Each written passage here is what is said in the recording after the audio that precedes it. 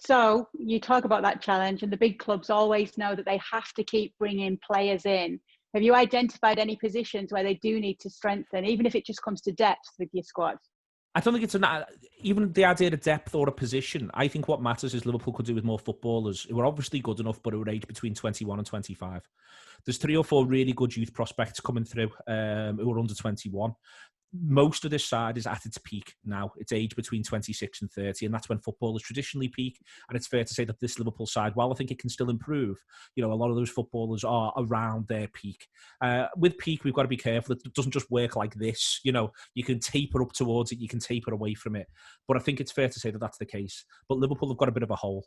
Minamino and Keita are 25, Gomez is 23, and Alexander-Arnold's 21. And apart from that, there's no one else in the squad.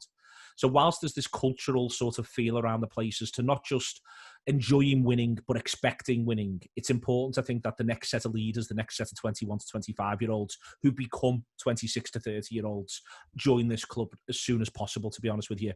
And it might be slightly thwarted by what's going on in a worldwide context. But for me, that's what I'd like to see the club address. And the position of that, does it matter? Doesn't actually matter hugely, I don't think, but I want footballers to have worked with one another, and I want batons to be passed along year by year and grow and grow. Were you gutted to miss out on Timo Werner? No, because there's loads of good players knocking around who are around that age and profile, and I think Timo's a lovely, lovely footballer. But there's other ones, I love Kai Havertz. I think he's a joy to watch, to be honest with you. There's obviously Jadon Sancho. In our league at the minute, there's Adama Traore and Ismail Sarr, both of whom I think will be real additions to this Liverpool side, to that front three. Really exciting, and again, who all fit the age profile that I'm talking about there. So listen, we've got to accept other teams are going to have good players, because what would be the point if they didn't? Well, we're all meant to just crack on and not actually face anyone. We're going to play Manchester City pretty soon, and they've got really good players, and we've got to accept that, because that's what makes it fun.